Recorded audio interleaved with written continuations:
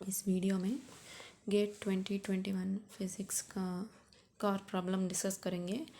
ये problem atomic and molecular physics से है और ये रोटेशनल रामन स्पेक्ट्रा से रिलेटेड है और स्पेसिंग बिटवीन लाइंस दिया जाता है। हमें नेक्स्ट स्टोक्स लाइन का अपीयरेंस पता लगानी चाहिए।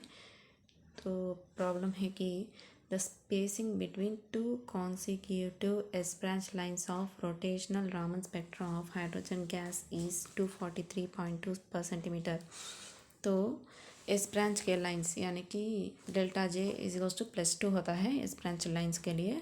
तो उस एस ब्रांच लाइंस के बिटवीन जो स्पेसिंग है वो 243.2 पर सेंटीमीटर है।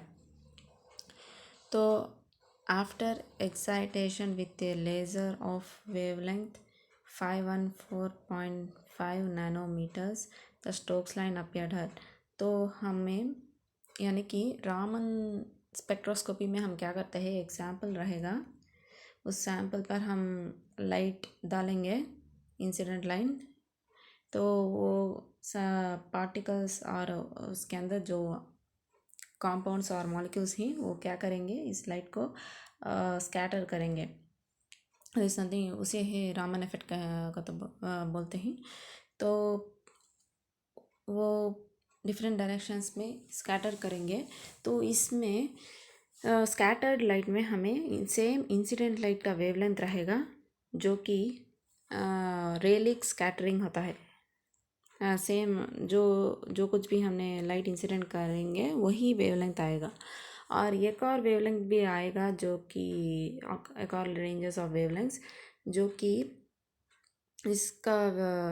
जिसका फ्रीक्वेंसी कम होता है, लेस दैन दी रेलिक्स, यानी कि एनर्जी कम होता है। ये इसी वजह से क्योंकि फोटॉन्स जो है वो इंसिडेंट फोटॉन्स वो एनर्जी इसको लूज़ करेंगे जब वो एटम से कोलिशन होंगे। तो लूज़ करने से एनर्जी लॉस की वजह से कम एनर्जी का लाइन्स आएंगे। एक और कई बार क्या होता है कि वो इलेक्ट्रॉन्स एनर्जी इसको गेन करेंगे, इसी वजह से हमें एंटी स्टोक्स लाइन्स आएंगे जो कि हायर इनकी एनर्जी इस वेवलेंथ यानी कि frequency is greater than incident light. Incident light से भी वेवलेंथ ज़्यादा रहेगा इनको। यहाँ इसे वेवलेंथ इस तरफ स्टोक्स है, स्टोक्स लाइन्स है, और इस तरफ एंटी स्टोक्स लाइन्स।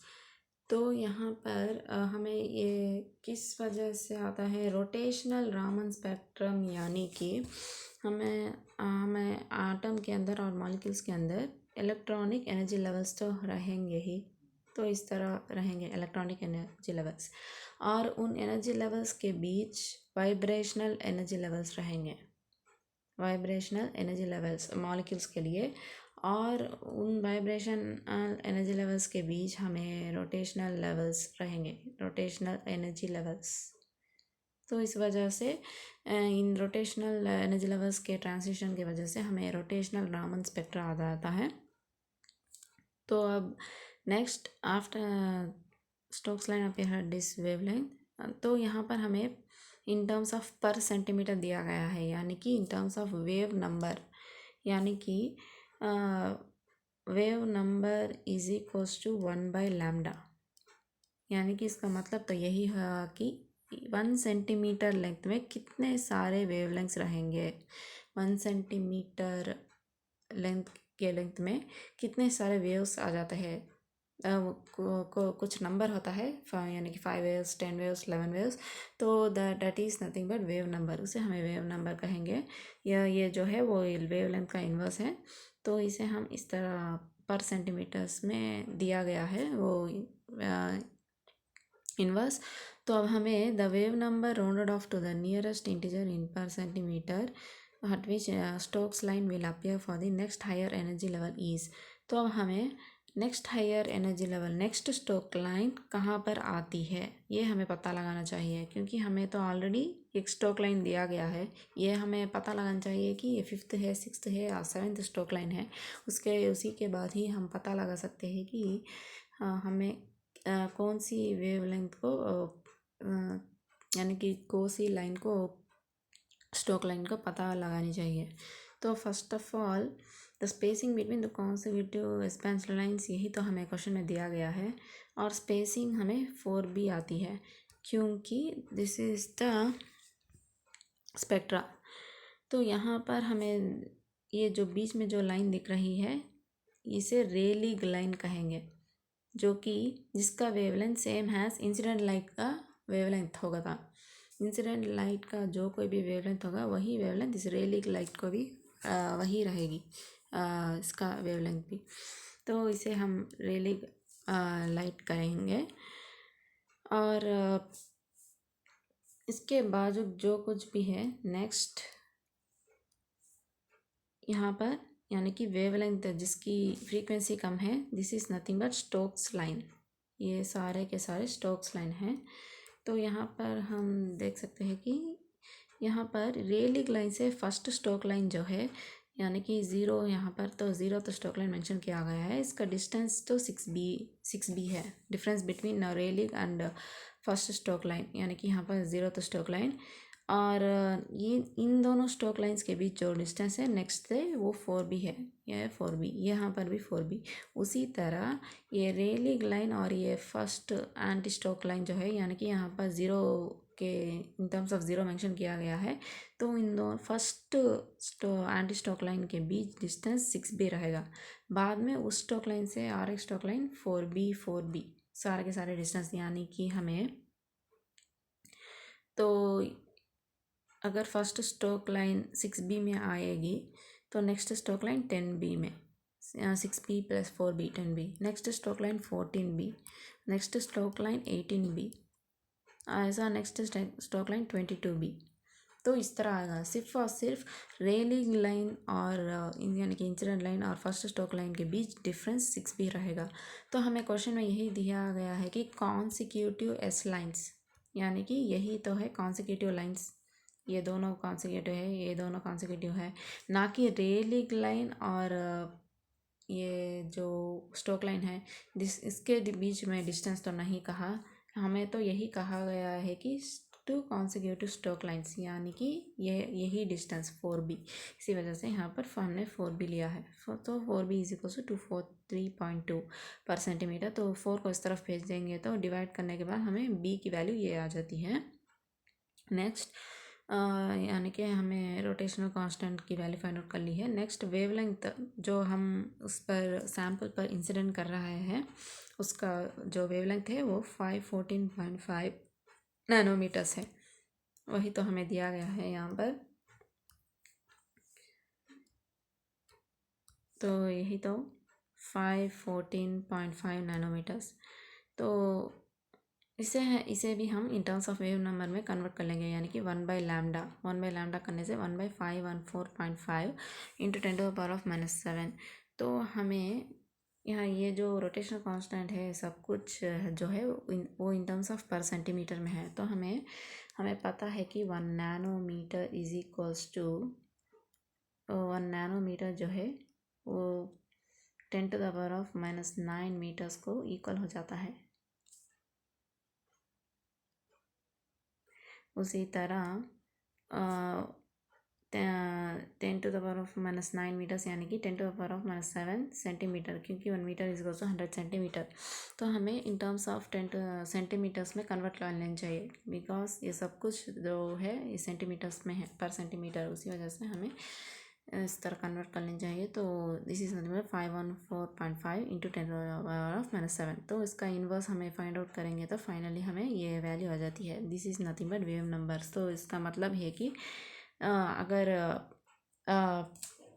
जो इंसिडेंट लाइन की वेवलेंथ ये होती है तो पर सेंटीमीटर में कितने सारे लाइंस रहेंगे इसके, इस वेवलेंथ के, अगर इंसिडेंट लाइन का वेवलेंथ दिया होता है तो पर सेंटीमीटर में कितने सारे वेव्स आ जाएंगे, यानी कि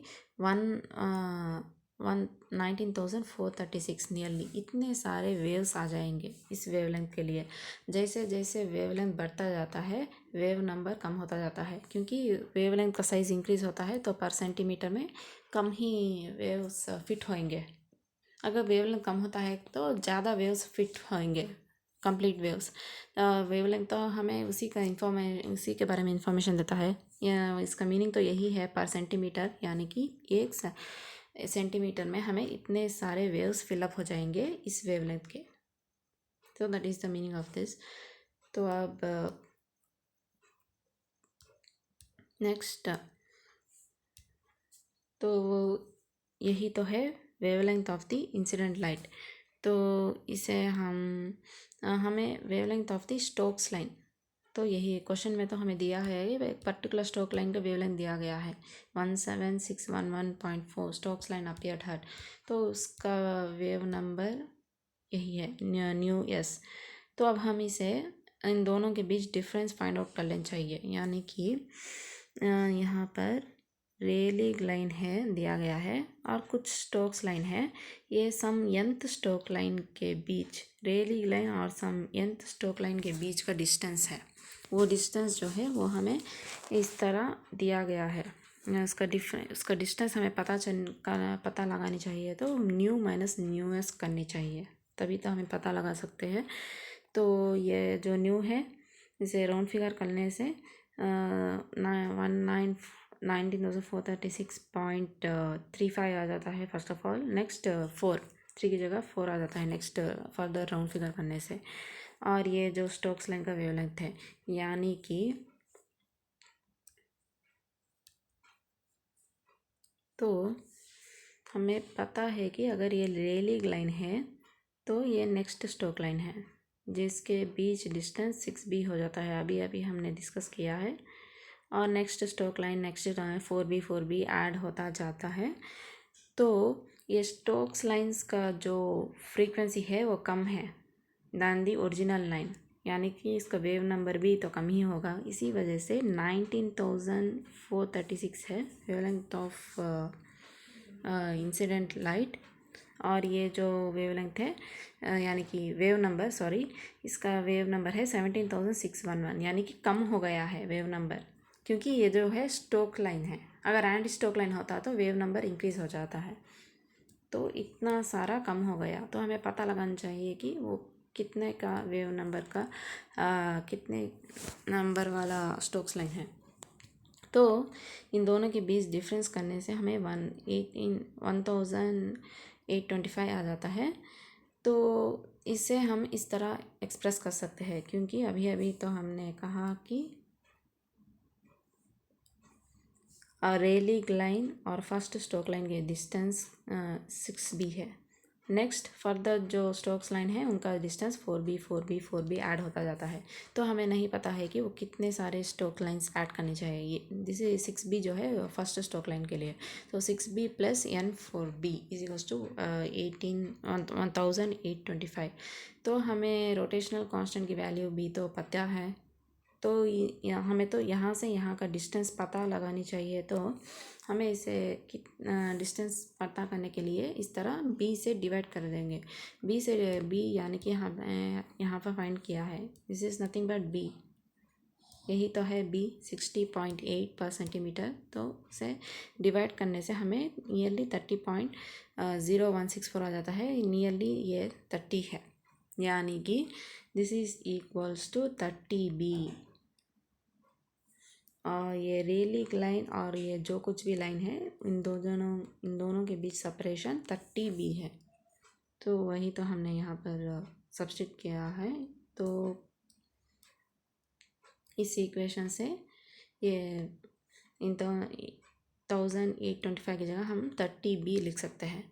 नेक्स्ट इसे सिंप्लीफाई करने से 30b माइनस 6b इस तरफ भेज देंगे तो 24b, b कैंसिल हो जाता है, 4 6 4 24, यानी कि n इज इक्वल्स टू 6। यानी कि ये जो लाइन है 6th स्टोक या 7th स्टोक लाइन है, यानी कि ये फर्स्ट रेलिग लाइन है।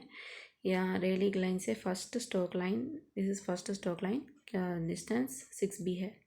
और नेक्स्ट स्टोक लाइन 4b या सॉरी 10b हो जाता है। नेक्स्ट फर्दर 4b ऐड करने से यहाँ पर 14b, ये जो है 14b। नेक्स्ट ये 18b 14b 18b, और ये जो है ये 22b नेक्स्ट ऐड करने से 26B और नेक्स्ट ऐड करने से 30B, यानी कि हमें ओवरऑल कितने स्टोक्स लाइन आ जाए हैं, ये first, second, third, fourth, fifth, sixth, seventh, तो पूरे के पूरे ये यहाँ पर सेवेंथ स्टोक लाइन है। क्योंकि हमने यहाँ पर 6B है, रेलिंग लाइन और फर्स्ट स्टोक लाइन के बीच डिस्टेंस 6B है, तो हमें वो अलग से कंसिडर कर लिया है, इसी वजह से इस स्टोक लाइन, तो ये जो है सेवेंथ स्टोक लाइन है। नेक्स्ट हायर स्टोक लाइन जो है वो यहाँ पर आती है, यानी कि एट्थ स्टोक लाइन कहलाती है, नथिंग बट 34B। तो इसी वजह से यहाँ पर 34B आ जाता है।